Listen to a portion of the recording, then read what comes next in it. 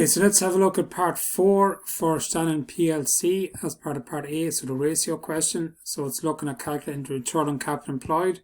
So what is the return on capital employed? So this is the net profit before interest and tax multiplied by 100 divided by our capital employed. So we want to see your capital employed, what's the percentage of the return that we get in relation to our net profit and our capital employed. So the answer is always in your percentages.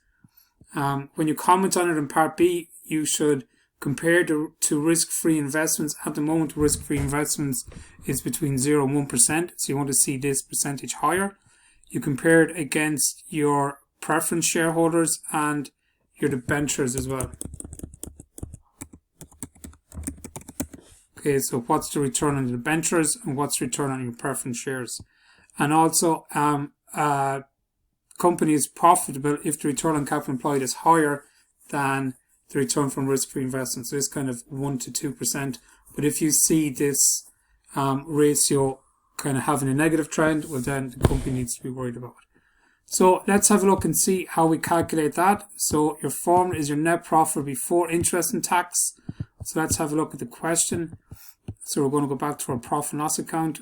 We can see our net profit is 90,000.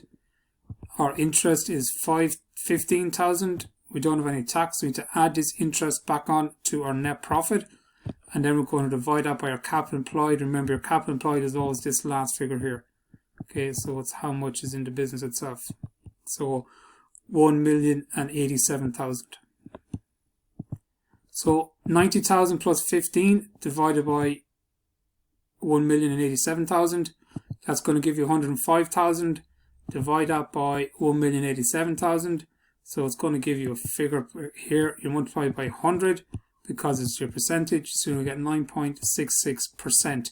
Remember to put in that percentage there. So it is above risk-free investments. At the moment, risk-free investments are between 0 to 1%. It might tell you a little bit different in the marking scheme because it was 2019. It's now 2022.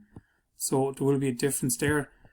So you can either use, when you're commenting on them, if you want to keep it in a marking scheme, you can, or you can get used to writing down the risk-free investments at the moment, which is between 0 and 1%. And if you look at the return on capital employed from last year, it was 5.8%. So it's a good, healthy trend. It's gone up. So that's your return on capital employed. Remember your net profit before interest and tax divided by your capital employed. And remember when you're doing these questions to put in the units. This is in percentage itself.